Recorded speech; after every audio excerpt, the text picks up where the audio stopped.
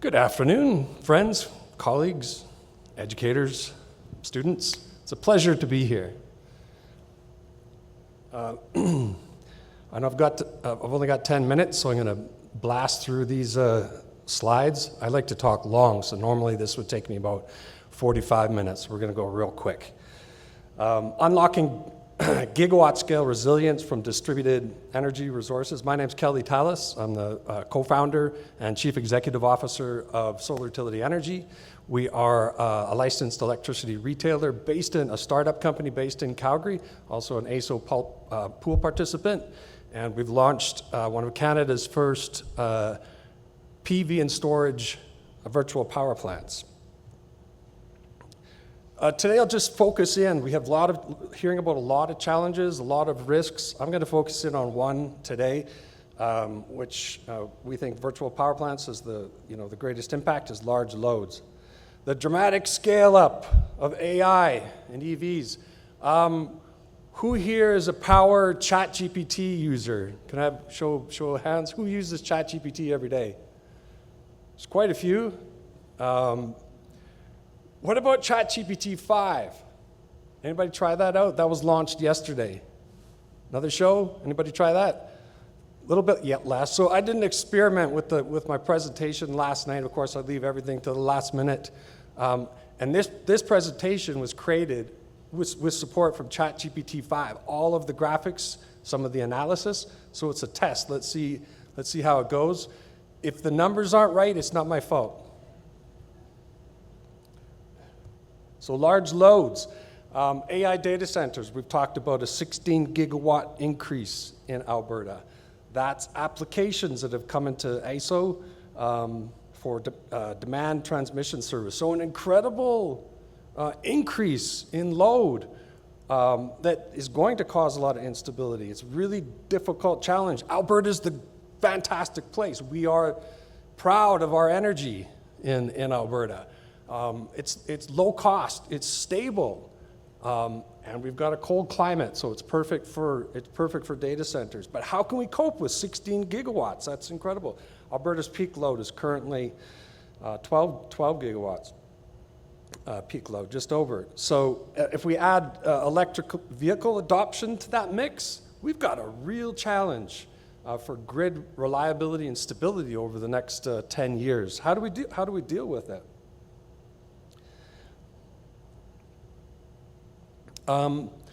What this really affects, not only generation, but operating reserves. So AESO does a fantastic job of maintaining the grid reliability in Alberta. We through our partners, sell batteries, and we get a tough time pitching backup power for homes because the grid is so stable, right, in the province. So what the impact of adding even half of that 16? Let's just talk about one scenario, adding 8 gigawatts to the grid. How fast can we do that? Let's say we can accomplish that in 10 years. Just one scenario.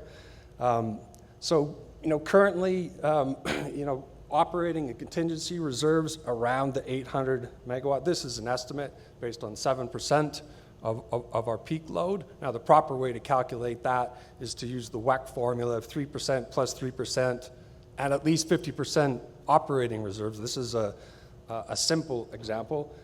And it's just to show that if we took on half of those data centers, we would have to double up on our operating reserve capacity in order for the province and AESO to be able to continue to fulfill its operating requirements as a balancing authority under WEC and maintain the grid stabilization as it is currently. So, and this is how we maintain grid reliability and stability. It's through the operating and strategic reserves. It's that extra cushion of power that we can call on in near real time.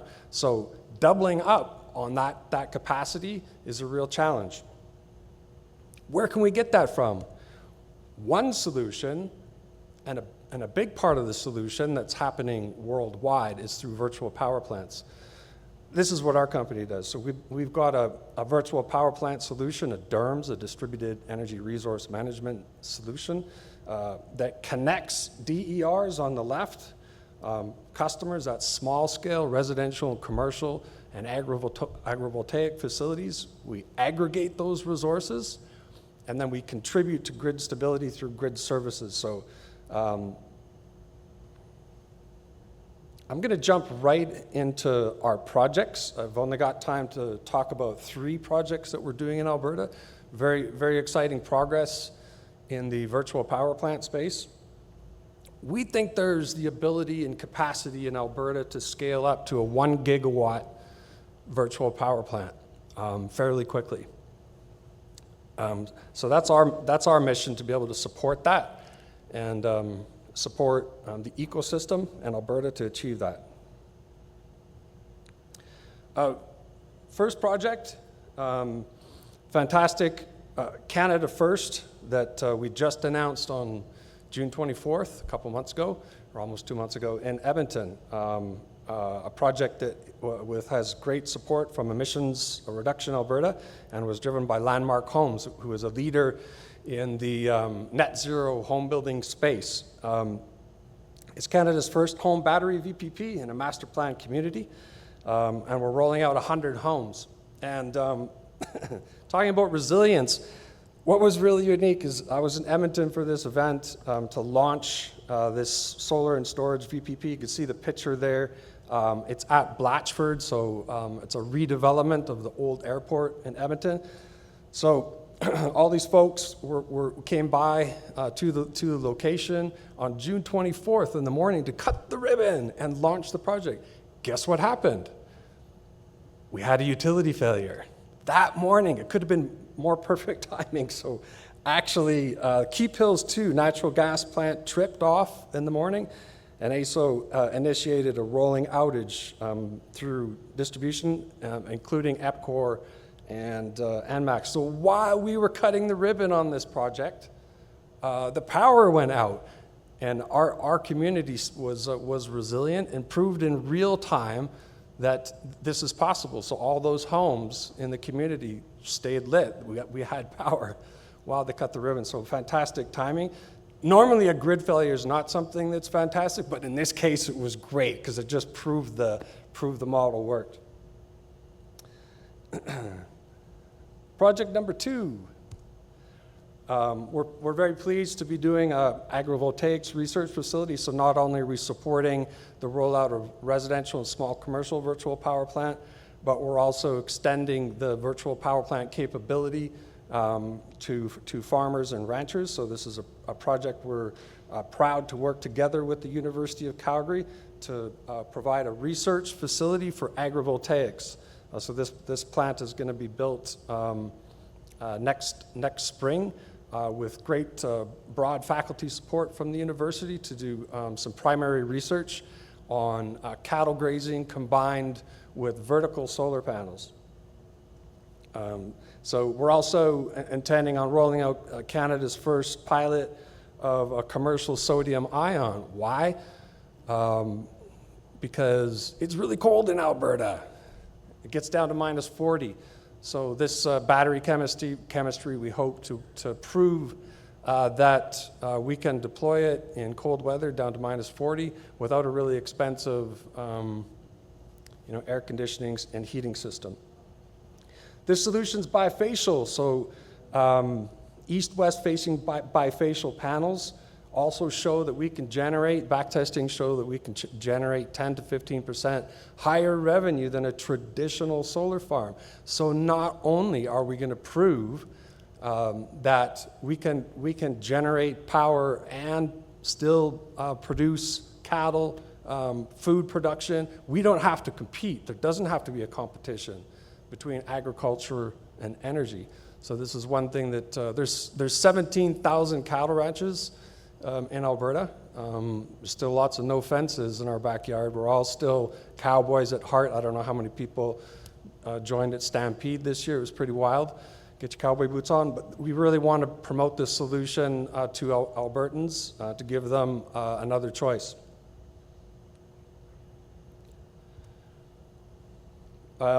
Here's a couple slides. I probably don't have time to dig through it, but one of the benefits of bifacial and how we come up with that 10 to 15% revenue gain over traditional solar farms is the production curve changes. Instead of contributing to the duck curve, we're balancing it because more energy is produced during the morning peak and the evening peak.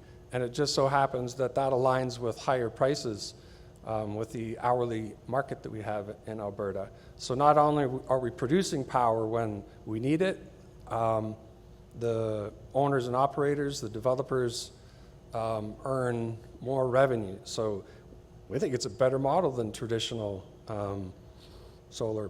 And in Alberta, the Alberta government is now, how do we put it politically correct? Promoting agrivoltaic solar, not traditional. Last project, but definitely not least, we're very pleased to announce that NRCan, USS, the Utility Support Stream, has accepted our final project proposal to roll out 1,000 home residential VPP. So basically proving, taking the success of what we're doing at Blatchford and replicating that at grand scale to produce a 10 megawatt resilient resource. Solar PV battery storage provided by Sonnen, which is a subsidiary of Shell. We're also, it doesn't say it here, but we'll be implementing vehicle to grid and proving that out at scale so that we can leverage those 80 kilowatt hour batteries in EVs to create and add a lot of value from a resilience perspective. One of the challenges, although we have a first grid service that's launched, which is price arbitrage, so our projects can participate through Solartility as an aggregator into the actual hourly wholesale market for the first time. This is residential customers that now have exposure and ability to get hourly priced electricity. It's even more advanced than the time of use. It's not a structured plan, it's direct wholesale access. So for houses that are going down the path of electrification, they can now control their power consumption and dispatch to the grid with solar in real time through participating in the virtual power plant to maximize their economic benefit. ISO hourly price often drops to zero. So at that time, it becomes really inexpensive to charge an EV. And if you can do that automatically and optimally, we can really benefit the homeowner.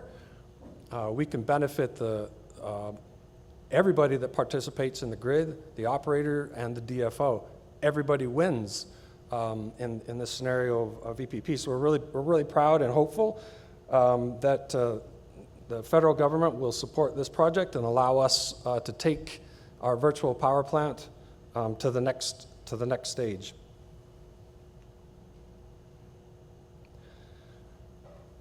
None of it's possible without partners. We've got some great partners with EPCOR. MX has been very supportive.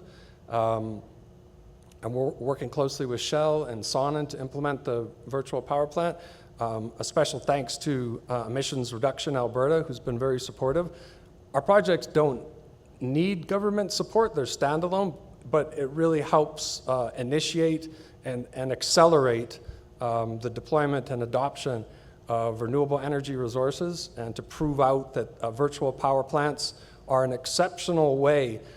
It's not the only way, but it's an exceptional way that can contribute to Alberta's grid and a resilient grid of the future. So only together can we build this resilience that Alberta needs into the future. And with that, I would like to say thank you.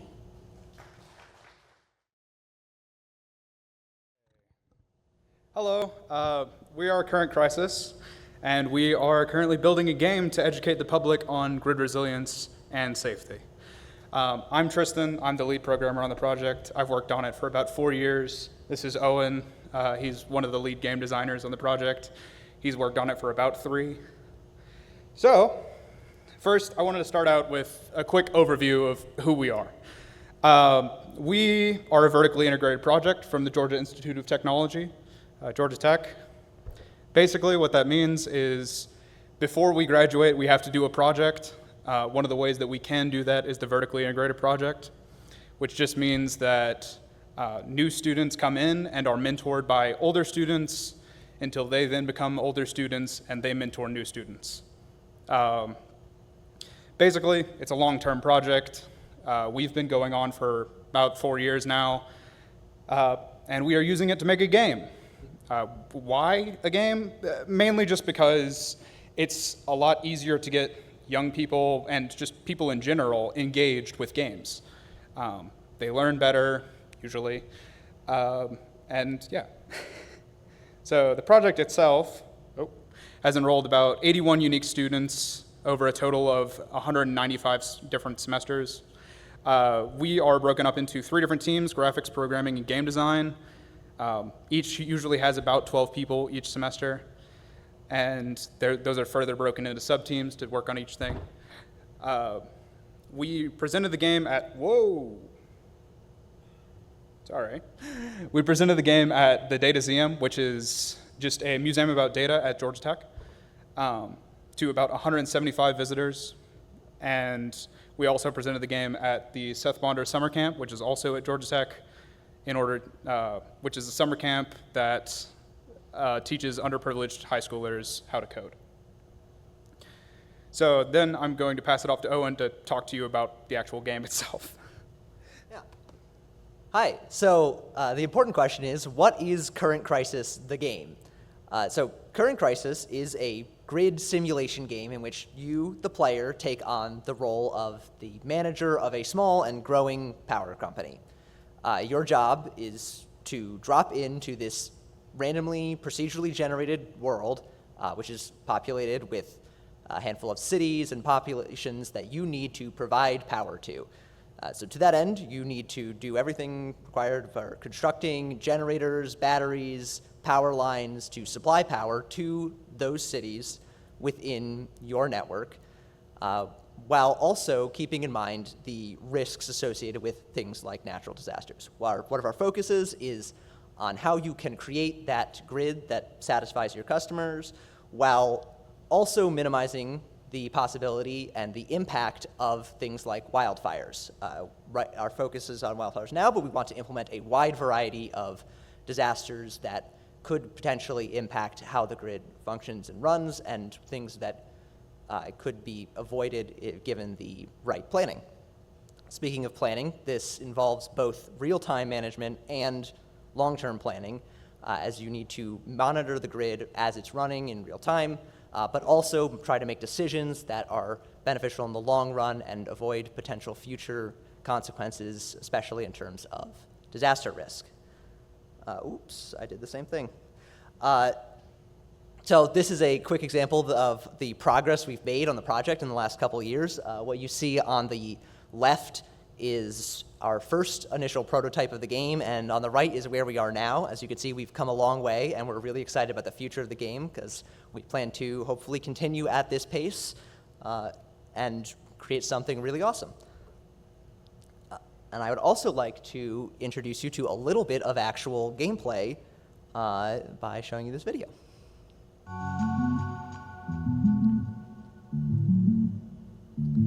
So you can see here an example of how our randomly generated world is created and how it can have a lot of variety. This is probably one of the most important features, is how the player actually constructs and places all the elements of the grid, generators, batteries, and of course running transmission lines to provide power to everything. As you can see, it'll flow and connect in a grid.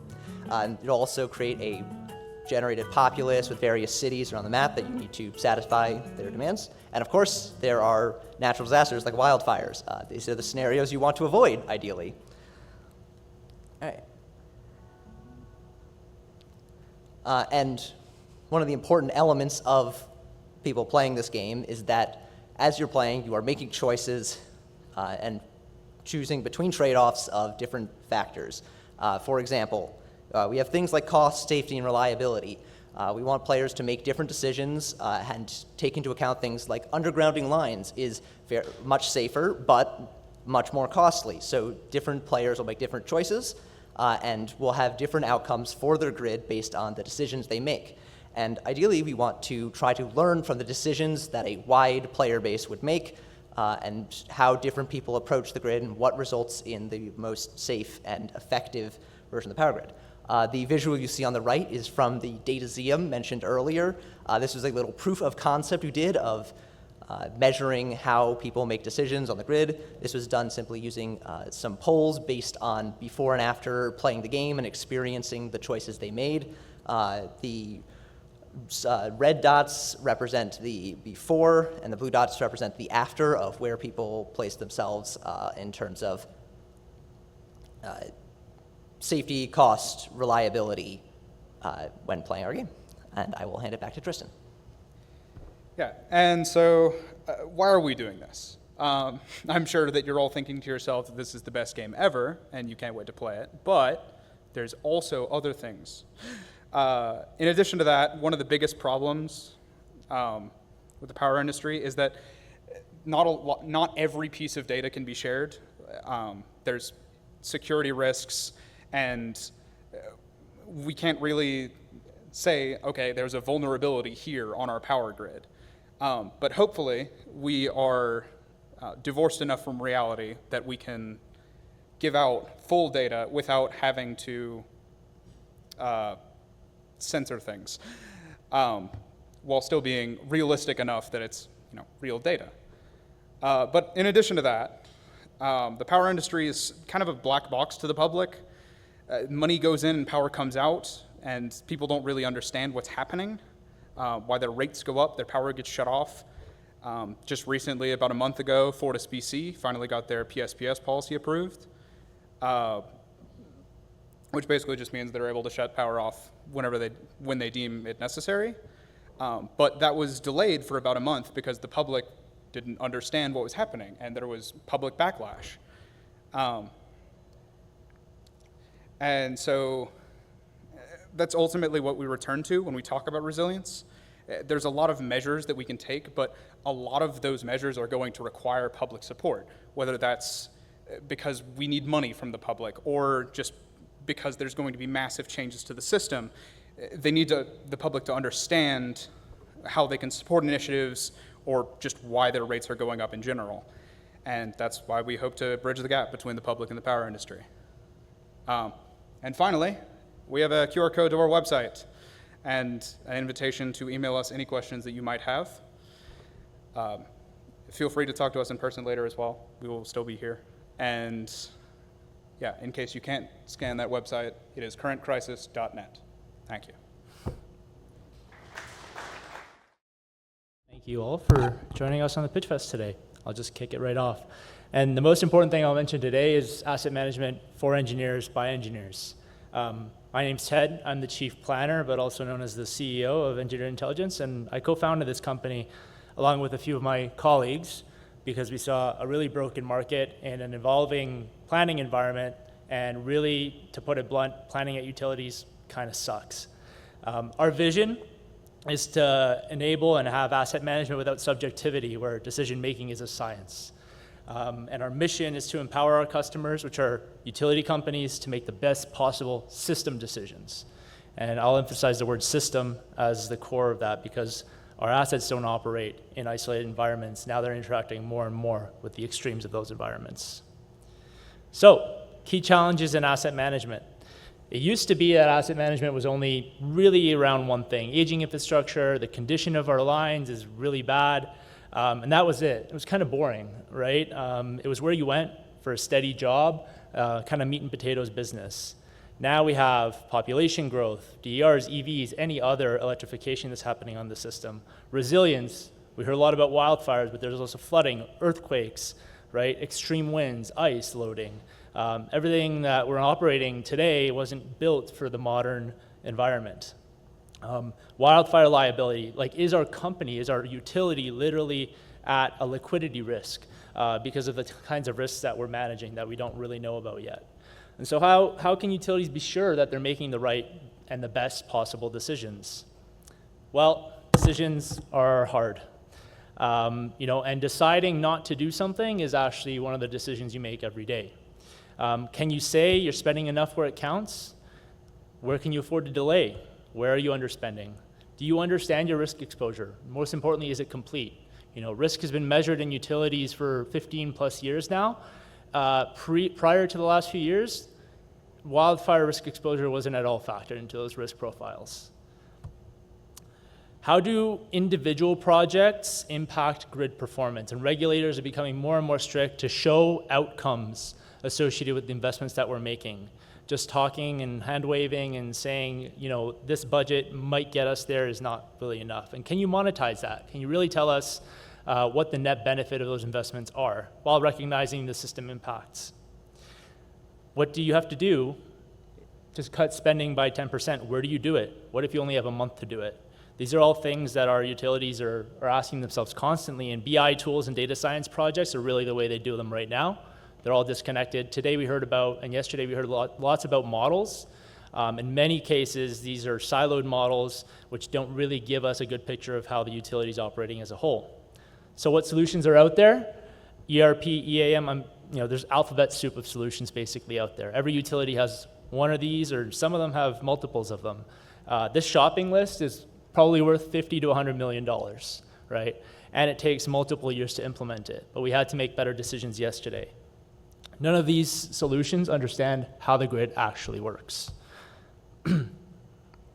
So forget about piecing together those existing solutions to make optimal grid-aware solutions.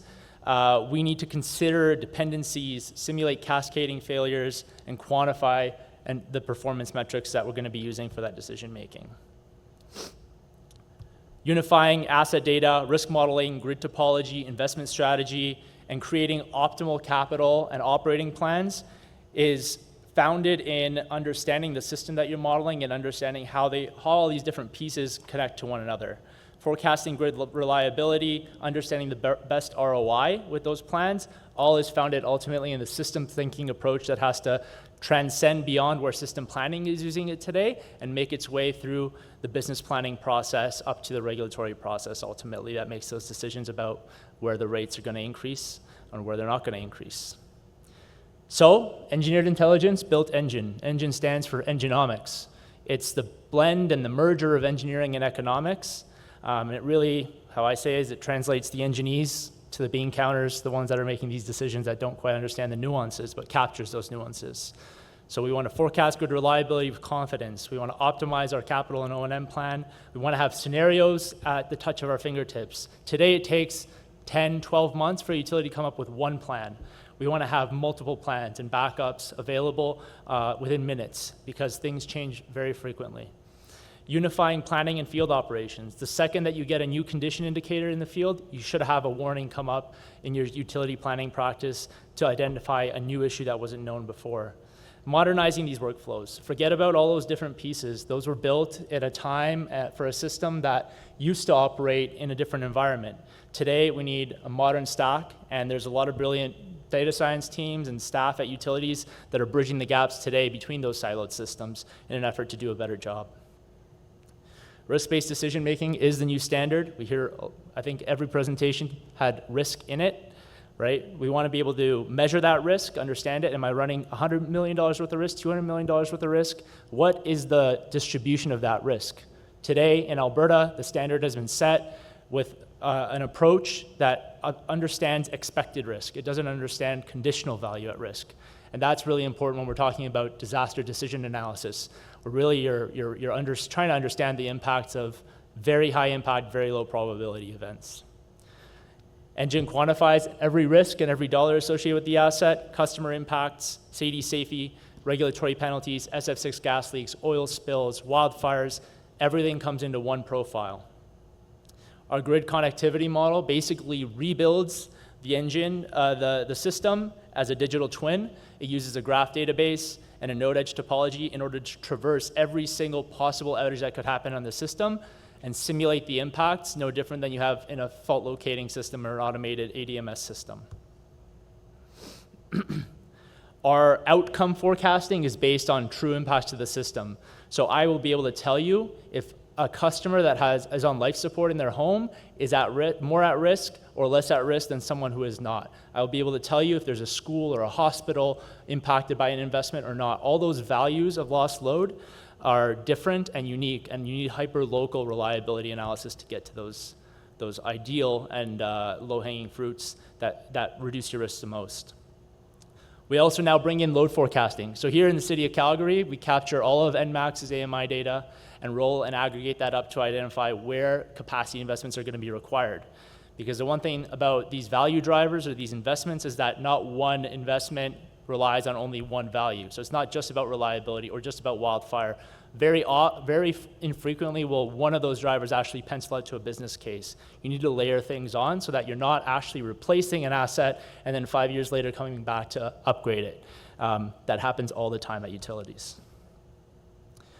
And lastly, the ability to have a clear net benefit calculation for everything that a utility does is basically the standard right now. Utilities are either doing this proactively or they're doing it reactively when a regulator raises the bar. And so we're helping those utilities not get flat-footed on their landing. So what's important versus urgent?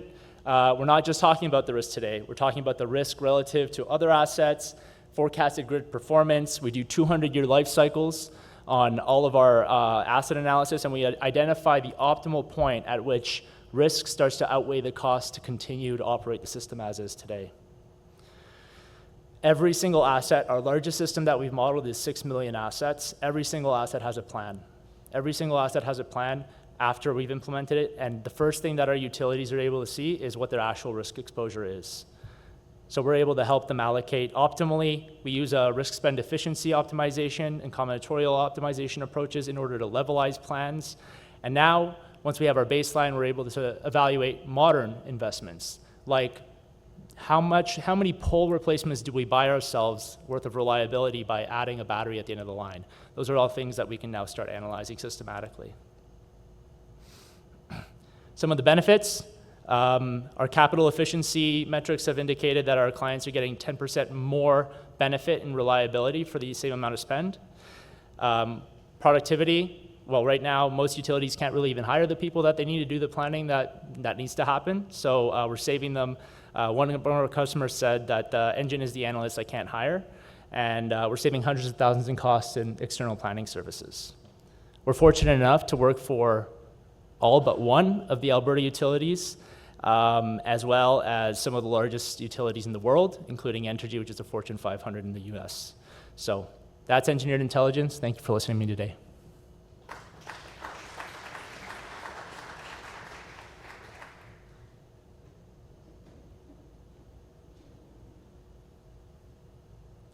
Okay, excellent.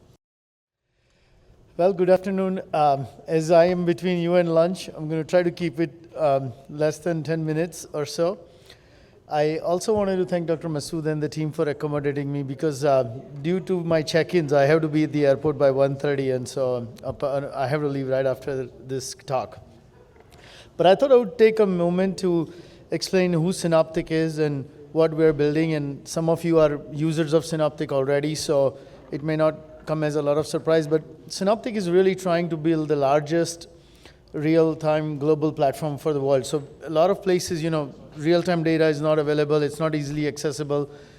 Different loggers, different manufacturers are putting data in different formats. Synoptic for years have done this by aggregating data from public sources, private sources, bringing them under one single platform. So we have weather data, hydrological data, flood warning data, and all other kinds of real-time data that utilities can use. To give you a little bit about our origin, Synoptic started in 1997, really, at the University of Utah. Professor John Hurrell is here. He was one of the father figures to get MesoWest program started, where we were aggregating a lot of data. And in about 2012, Synoptic separated due to some government contract wins and all, and we became part of the National Mesonet program. So we are the principal aggregator of non-federal real-time data for NOAA, and we've been doing this for almost a decade plus now, 15 years. And over the course of the years, we have really accelerated our real-time station platform. So in US alone, we have about 90,000 real-time stations coming, and globally, we have about 200,000 stations from 320 plus different networks coming.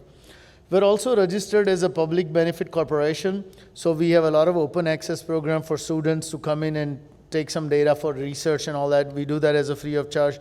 We fund some educational initiatives. We have MOUs with a lot of nonprofit organizations.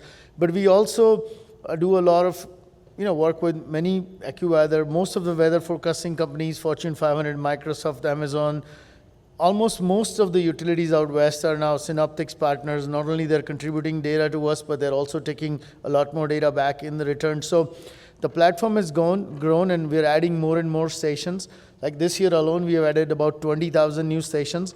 So it includes everything, right? Precipitation, hydrological, air quality, road weather systems. We have all 40 DOTs on our network, and some of these stations are sub-minute to 5 minutes to hourly, depending on how the networks are transmission. We have been a proven trusted partner of data, so we typically don't modify the data. We keep it as it is, but we have a huge QA/QC program, and we'll talk about that in a minute. But just doing a lot of work.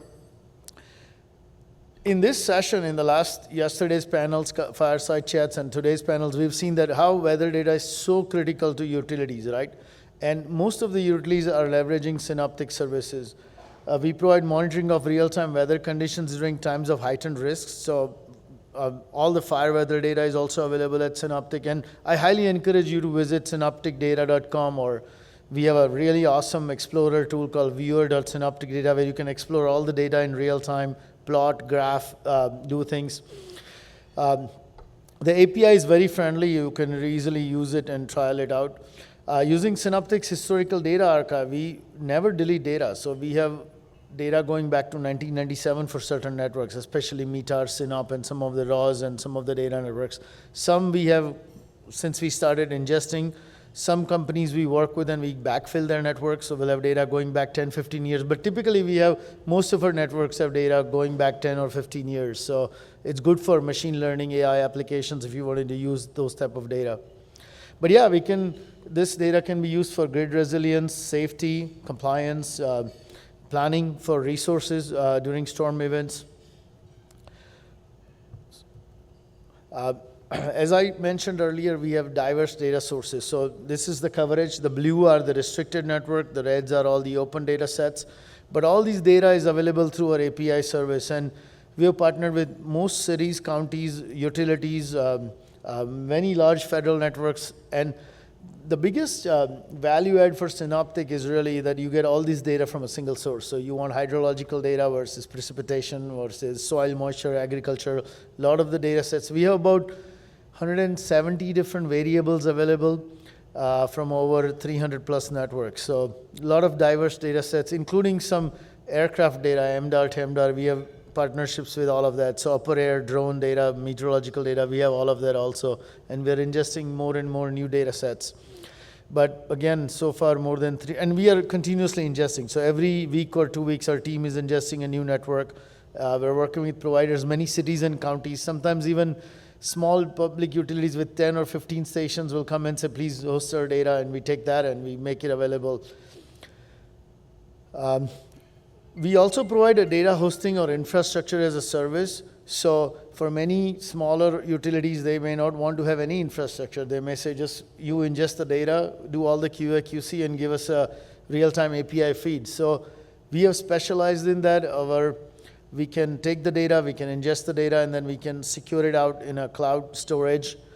You can view and monitor your network on the viewer.synopticdata.com. The data dissemination is done via API, but we also have a push streaming service for low latency data. So if you want data as soon as it comes to our system, we push it out to a WebSocket. Everything is real time, and we also do a lot of QA/QC real time. So with all the QA/QC applied, I mean, the maximum latency, the highest ever delay is like 20 seconds. Most of the data goes out from our system in 3 to 4 seconds, and then some data sets may take 7 to 8 seconds. But it's a pretty low latency application. The customers who have been partners with us have really never left us. We have people just continuing to work with us on a daily basis. The other advantage you get is not only you get the network for your particular area of interest, but you get everything surrounding. So like in Colorado or California alone, we have about 10,000 stations in California.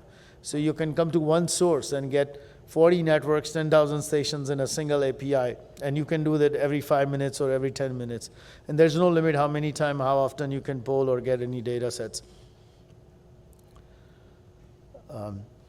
We also have a viewer.synopticdata.com application, so you can see the screenshot of that. You can go to this page, you can actually zoom in. It's practically available for free. There's nothing to pay. You can create a user account there, and you can actually create bookmarks and graphs and do some plots and comparisons. You can download data tabularly. But the benefit is really that we never delete data, so we keep all the raw data in our system. So you have a cloud backup storage. We become your automatic backup, or a primary or a secondary. The data can be restricted or shared openly. So depending on the data provider, there are some restricted networks, private networks, they want to monetize it. Synoptic works as a marketplace for them, and we will actually help them gain some revenue out of it.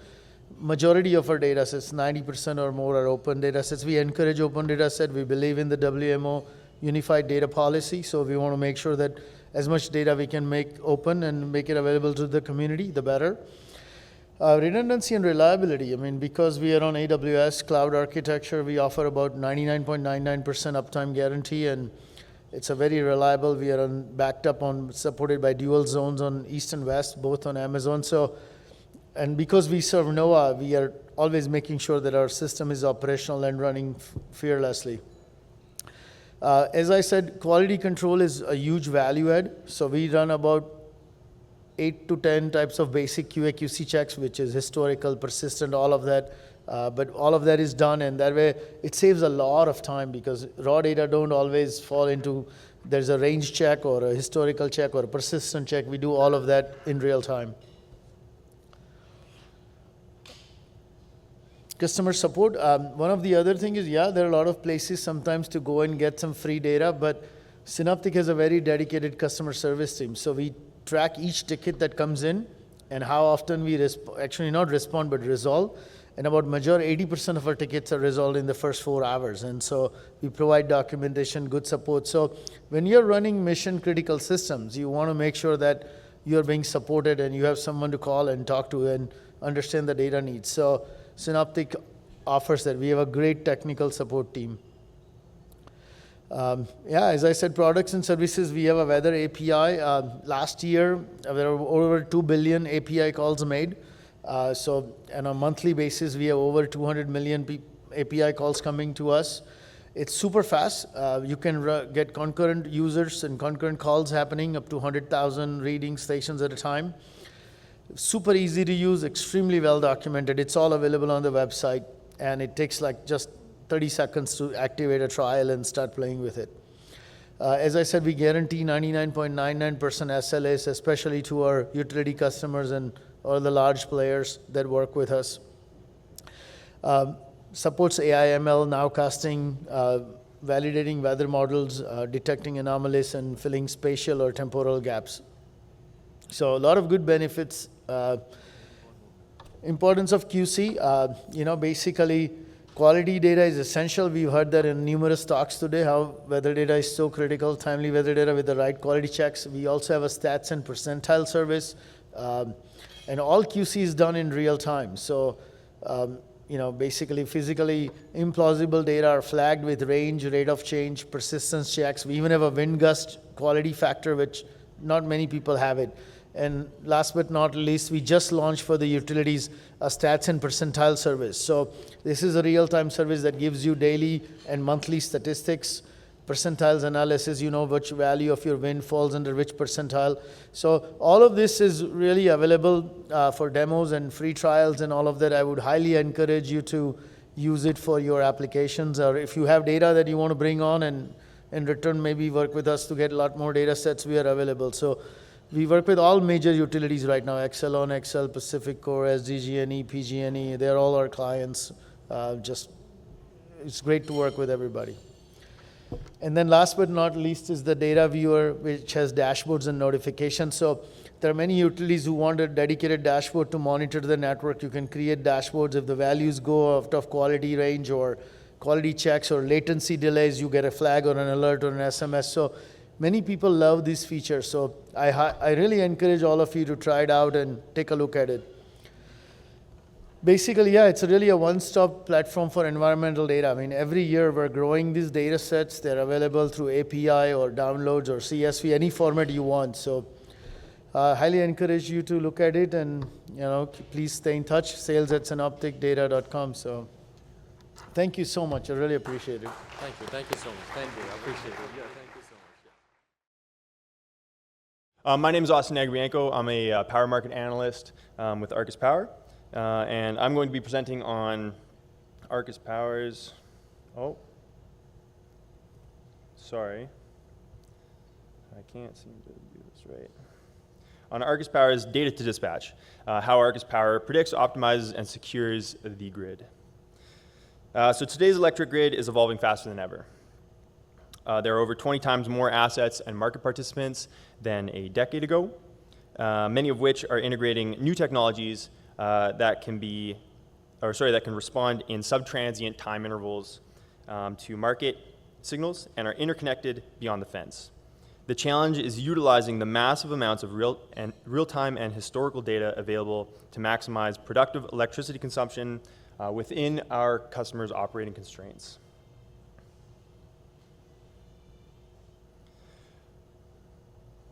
So market changes are multivariate in both physical utilization and regulation.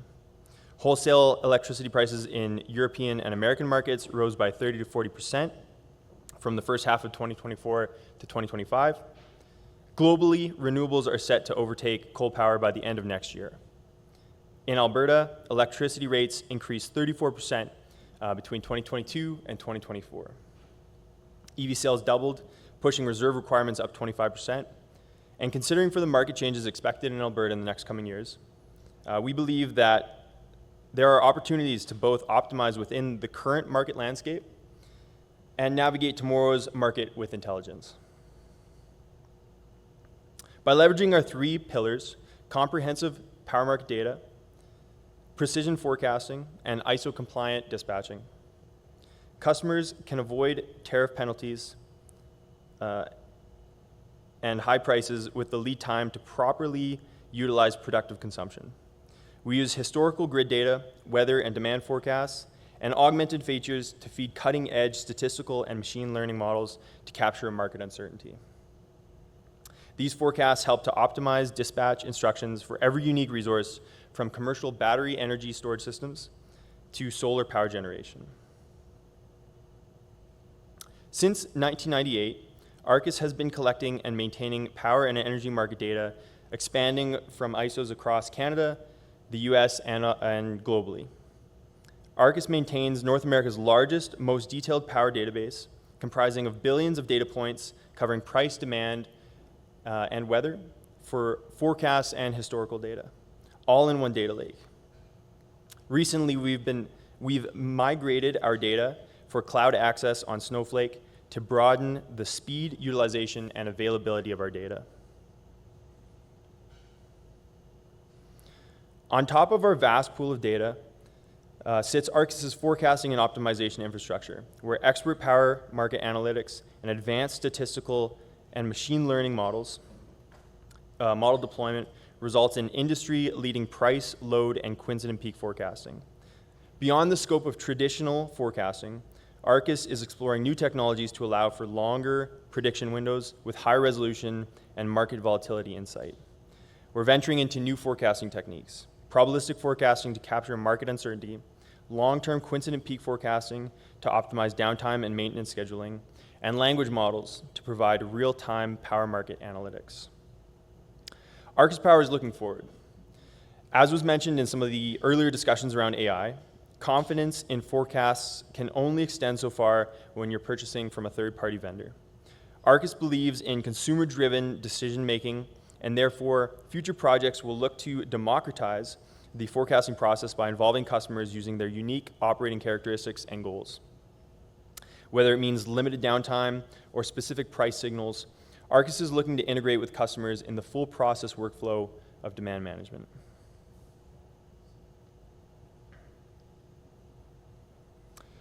Finally, dispatch solutions are optimized to individual customer constraints. We co-optimize for coincident peak curtailment, price avoidance, and grid carbon intensity.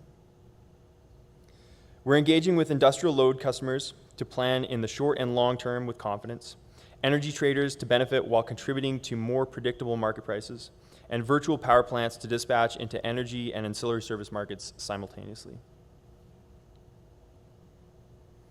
Arcus Power is assisting over 150 customers across North America to reduce overspending on electricity consumption. With 3.5 gigawatts of service load and growing, Arcus is positioned to functionally affect how market uncertainty is mitigated while encouraging more efficient resource allocation. Grid uncertainty isn't a hurdle, it's the source of untapped value. Arcus Power gives customers the insights to measure risk, the tools to capture opportunity, and the platform to monetize every outcome so customers can confidently power a cleaner, more resilient future. I'm so excited to be here and be talking to you guys today. I'm Alex Neufeldt. I'm the External Relations Manager for Iron&Earth. As just mentioned, Iron&Earth is a nonprofit dedicated to supporting a just transition through initiatives that reduce barriers to participation in the green economy. And we know that improving access to green jobs and green skills training is a really big part of building workforce resilience in the energy sector.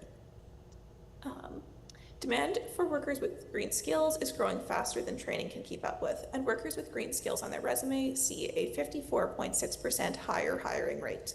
While the energy industry is a big part of that demand, it is far from the only field looking for green talent, and those with green skills might also have an easier time switching between fields and meeting fluctuating needs in different sectors. Iron&Earth addresses this supply and demand mismatch through several of our projects and initiatives, but I'm primarily going to be pitching you on our Climate Career Portal, aka the CCP, a first of its kind renewable energy focused career support platform. Our pitch for workforce resilience utilizes user-friendly design and years of engagement with energy workers, and it really succeeds as a service designed to consider the needs of workers, employers, and broader energy industry ecosystems.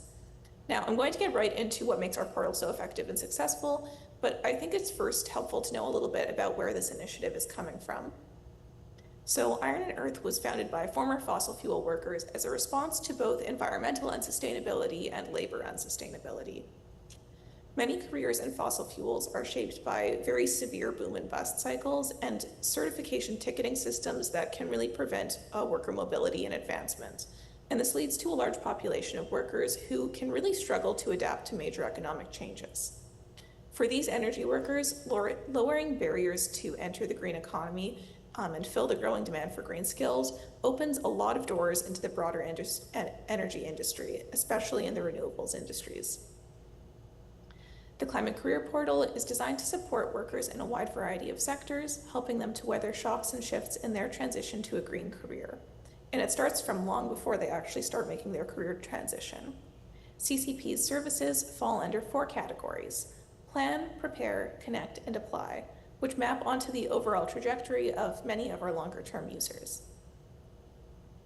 At the planning stage, a user considering a career transition can review profiles for a wide variety of green careers with details on income, education requirements, example job postings, as well as projected growth and demand.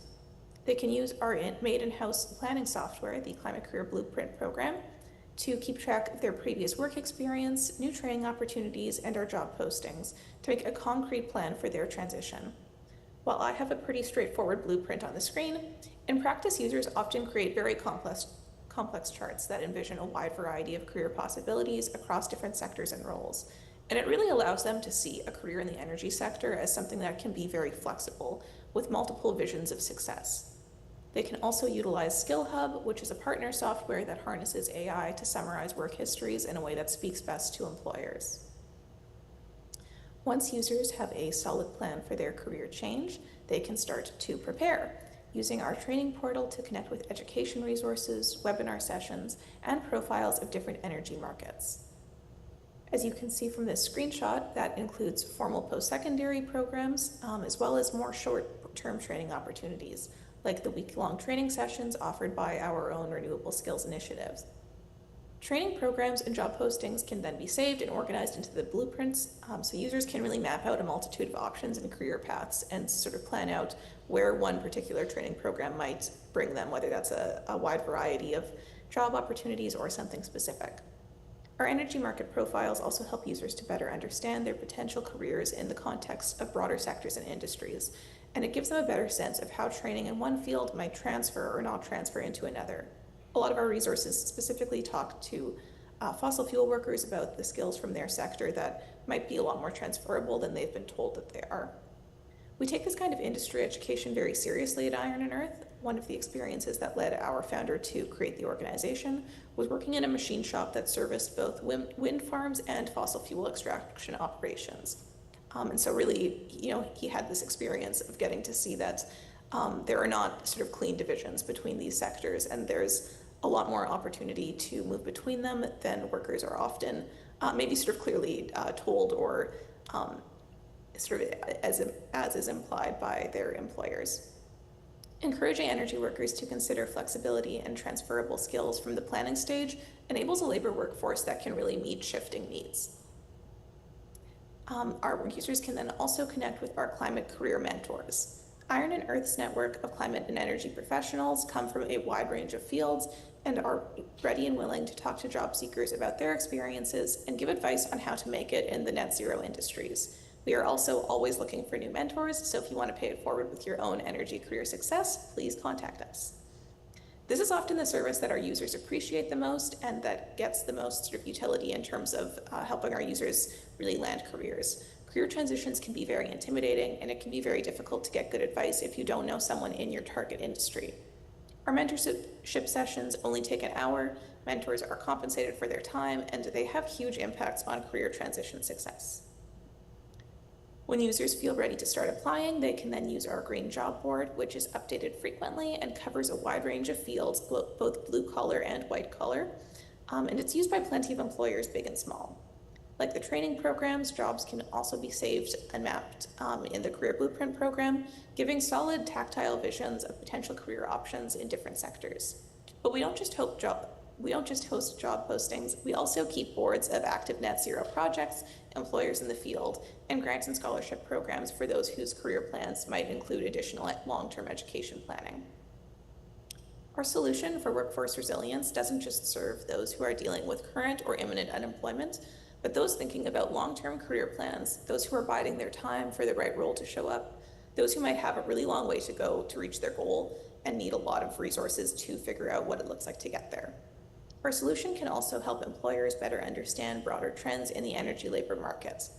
It helps them to not just hire a qualified candidate, but to find candidates who might have known about the employer or the type of position for months, if not years, the candidate who understands the broader sector and who has the resources at their disposal to succeed.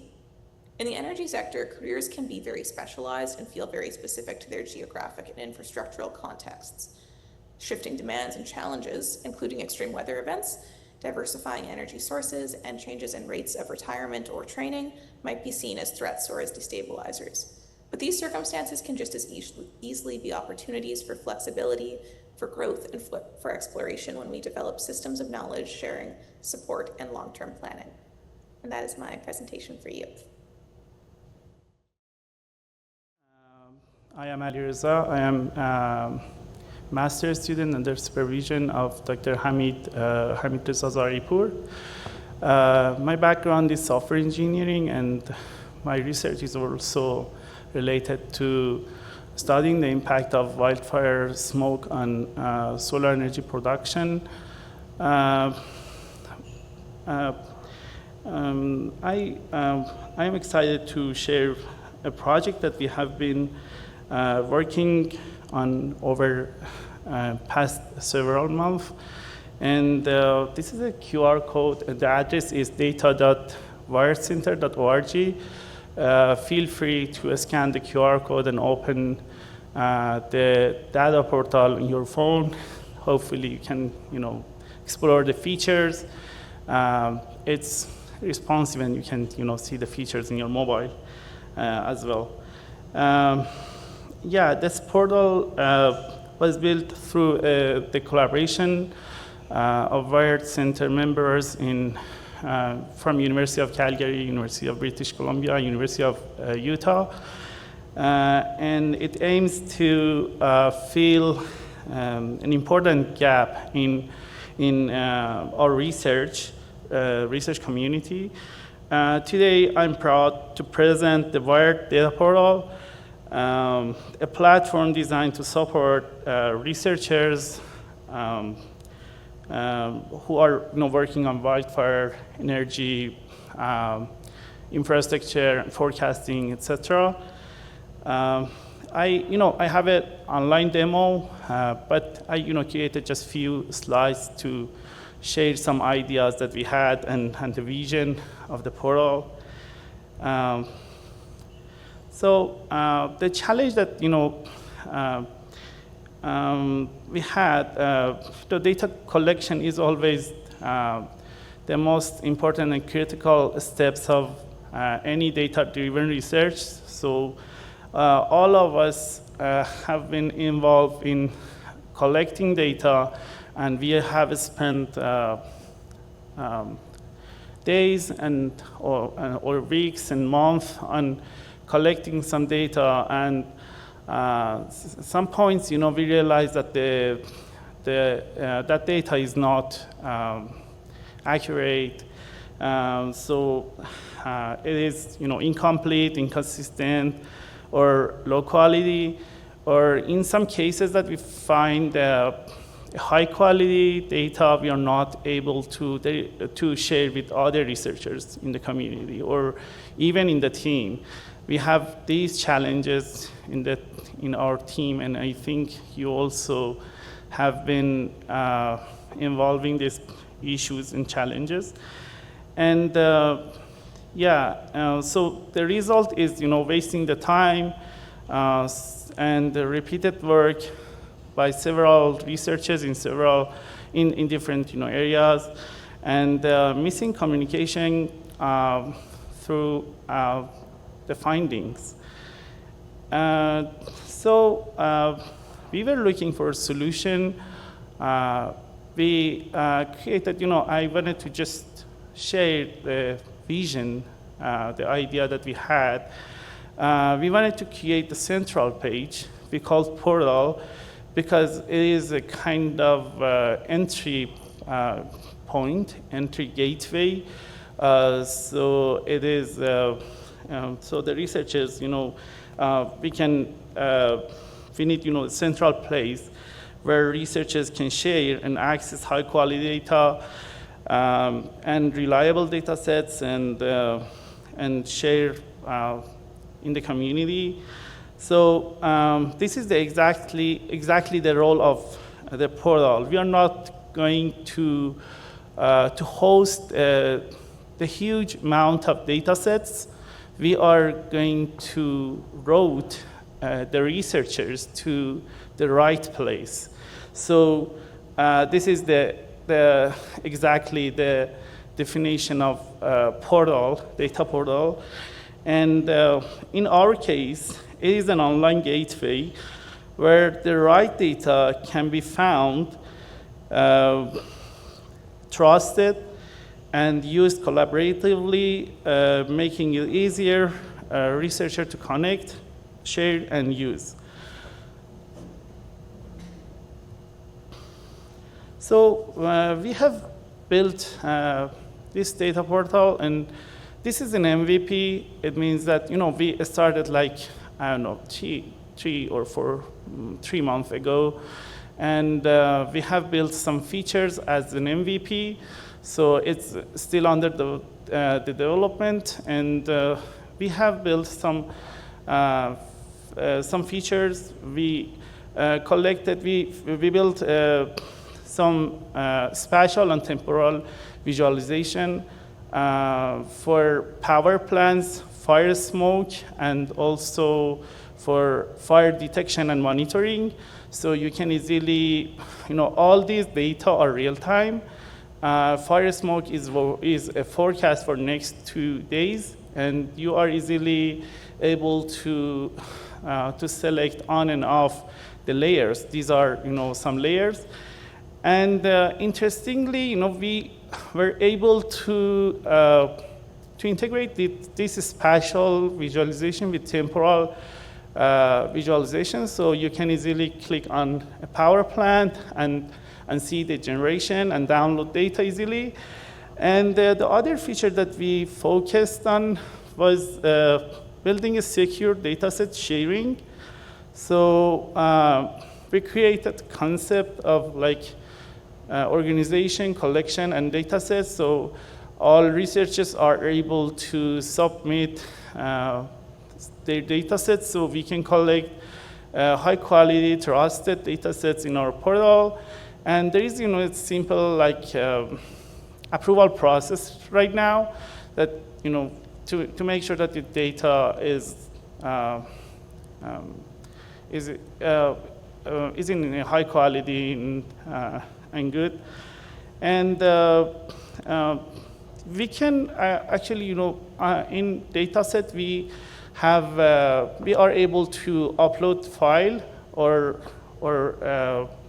create some links. We recommend to create datasets and redirect users, researchers to the original links instead of uploading data.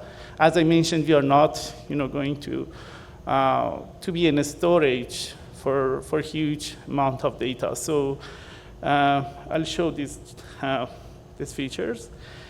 And we use role-based access control for secure collaboration.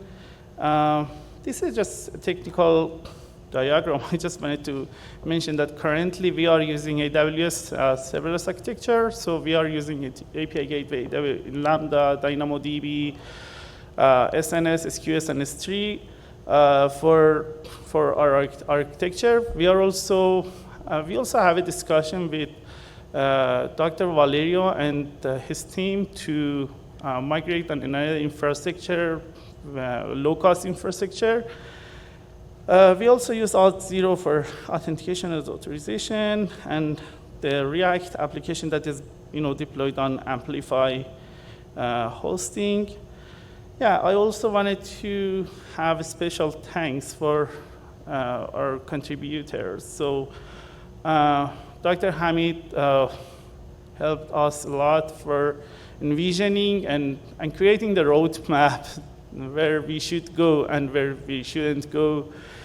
Dr. Mustafa was managing the development effort and the development work, and the other people like Dr. Roland, me, Arlette, Pantelis, Rafiu, Roland, Shix, and Henrik. These are also the other contributors that helped us, to build this portal. So let me have a quick demo on the features that we have built. So this is the home page. Oh, I was thinking that is duplicated, so sorry.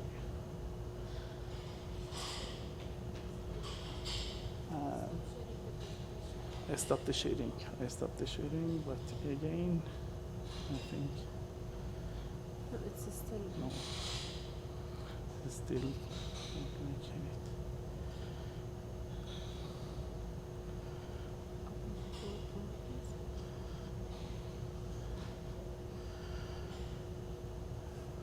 Yeah, it's duplicated now. But I think if we share it, it may happen again.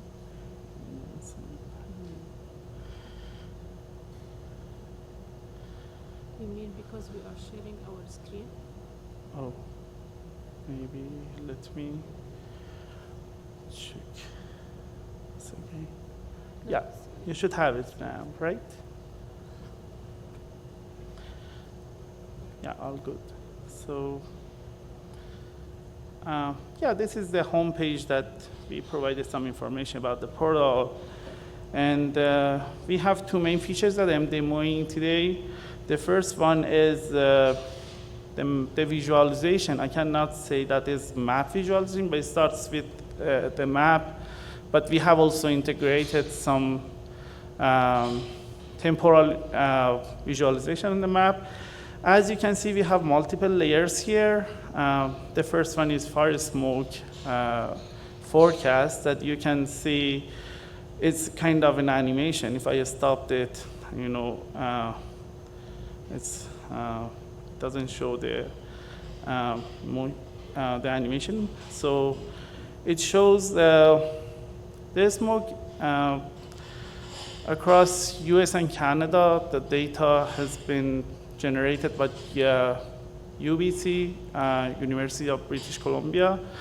And we also have some other layers like fire spots. Fire spots are the fires that currently are happening across US and Canada. If I click on the numbers, it shows that, for example, we have 11 fire spots here.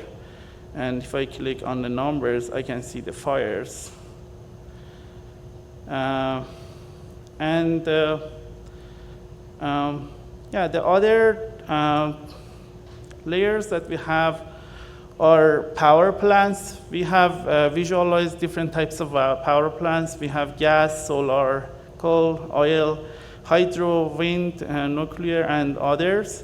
So you can on and off any layers if you want to see your specific layer. And if you click, let's click on this 17 is hydro. And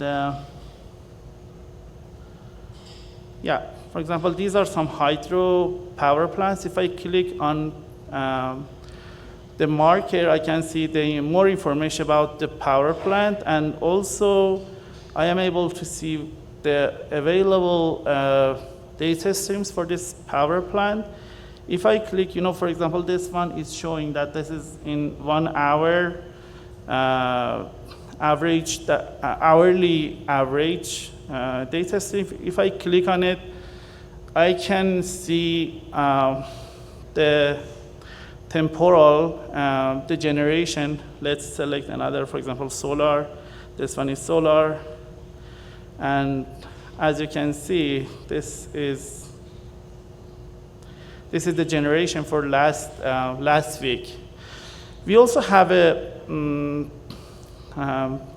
daytime range selector here. We can change the selector, the range to, for example, month to date, last 48 hours, or 1 month, or 3 months, or we can select our custom date range. For example, the 1st July to 17,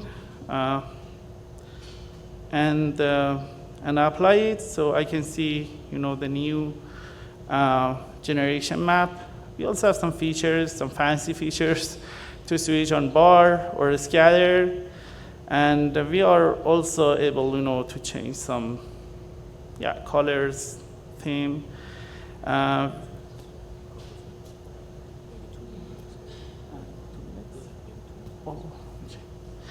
And we can download as image or download data as CSV. The data that has been, visualized can be, easily, downloadable as CSV file. We can open with Excel or something.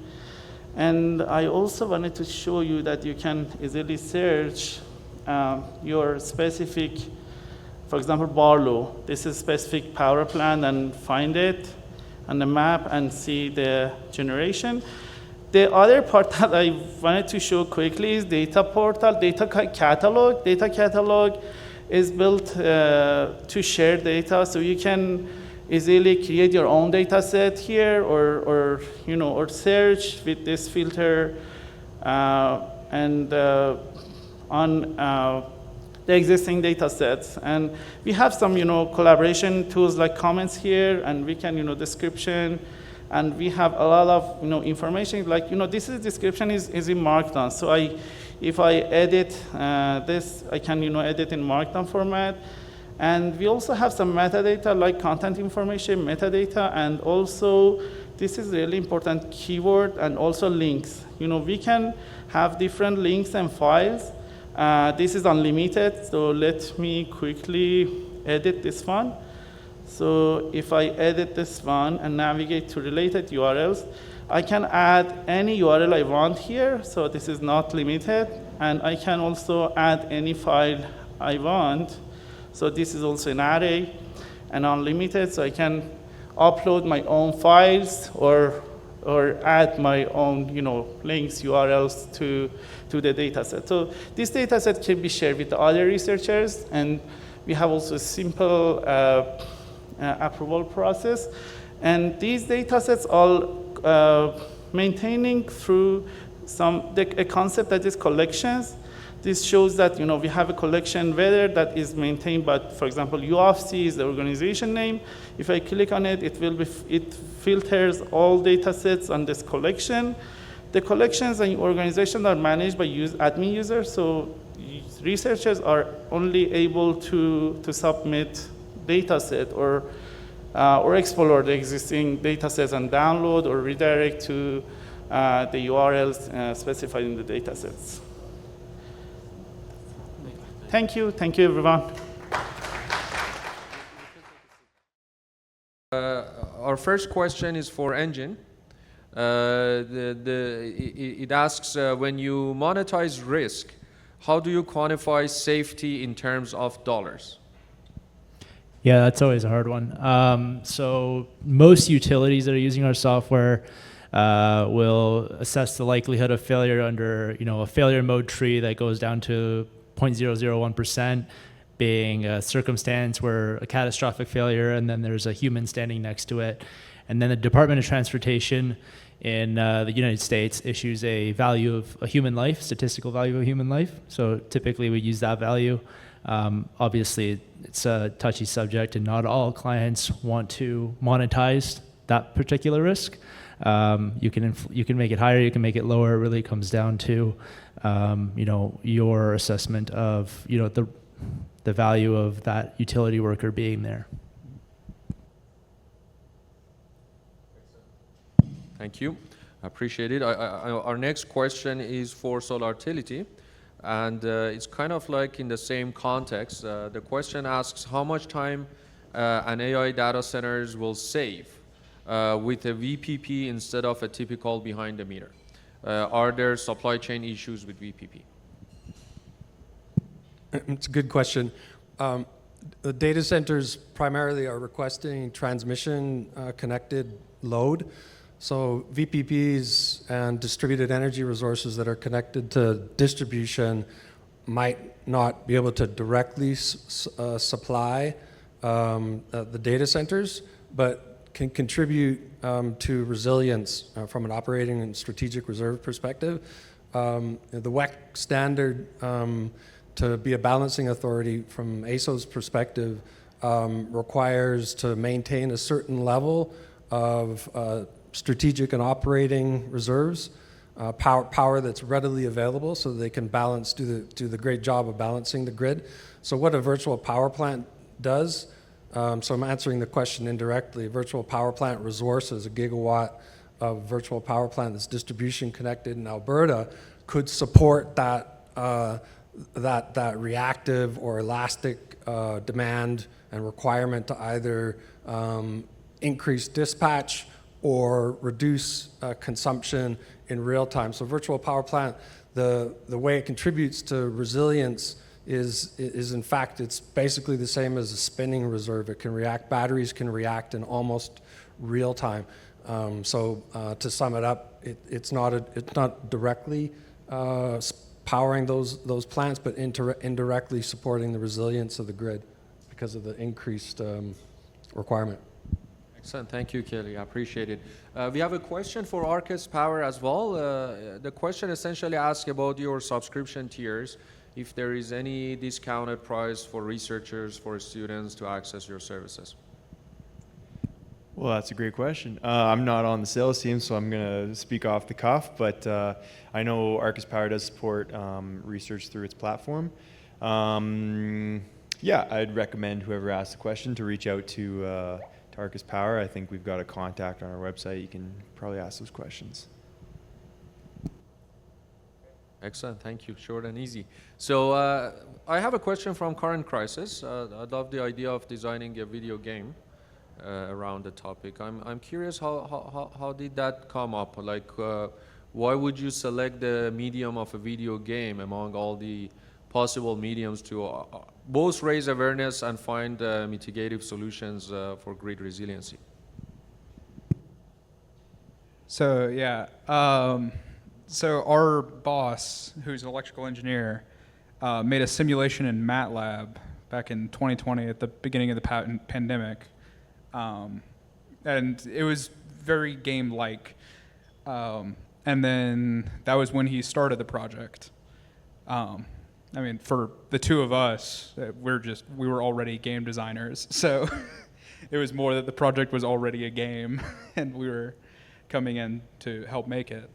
But yeah, I think games, especially for a younger audience, but I think just in general, a lot of people can connect with games, and it also helps put you more in the shoes of a power grid operator than it does just reading about what happens. Okay, excellent. Question for Wire Data Portal. How are you, Alireza? Thank you. Okay, excellent, yeah. So maybe you can share a little bit of experience on the challenges you had on developing this platform, particularly when it comes to infrastructural challenges. Because one thing we have in academia versus industry is obviously access to industrial grade development tools and techniques. So you can share your experience for maybe other researchers in the room, other students, that if they want to produce something similar or do replicate some of the work that you did, what might be the lessons learned you throughout the process? Thank you. Yeah, thank you for the great question. This is not maybe, I wanted to share some experience. This is not maybe for the wire portal, only for wire portal, data portal experience. I think in terms of infrastructure, when we are, we need to decide on infrastructure to build something fast, but we always need to take care of the cost. For this solution, we decided to go for AWS serverless application model. And you know that when you are using serverless, you don't have any server up and running. So you can minimize your costs when your project in the startup stage. But when it comes to something production with a lot of users, you may have to charge AWS for anything, like for any services that you have built. So it is really important to think about how many users you have and what are the use cases for your solution to decide on the infrastructure. This is maybe really important. And the other thing is that, we were building, we have built some features in Wired Data Portal, but we didn't use it. We have built a fancy dashboard designer and chart designer, but after thinking about the use case of these features, the features were really cool, but after thinking of the use case of these features, you know that all researchers have their own visualization, so they don't need any chart designer or dashboard designer. Dashboard designer is something for monitoring or something, but all researchers prefer to download data and create their own visualization. Yeah, I just wanted to share this experience that built your solution, your product based on your use cases. So we are not gonna to solve the human problem. We need to just think about the real use cases and also the cost. Thank you, Alireza. I'm happy you stopped there. I was scared you were gonna share all the secrets and arguments we had behind the scene, right? So it was going too much detail at some point. Okay, excellent, excellent. Yeah, no, that's great. Thank you, Alireza. So with that, we have a few other questions. Obviously, our time is a little bit limited. We have a very short break scheduled, 15 minutes this time. So our other breaks were 30 minutes. This time, we're going to have only a 15-minute break before our final session of the technical program. So our speakers, presenters are here. Their information contact is on the Wired Symposium webpage. Please follow up with them and make sure that you connect with all of them. And with that, thank you again so much for your time and for your participation. And please enjoy the break. Thank you.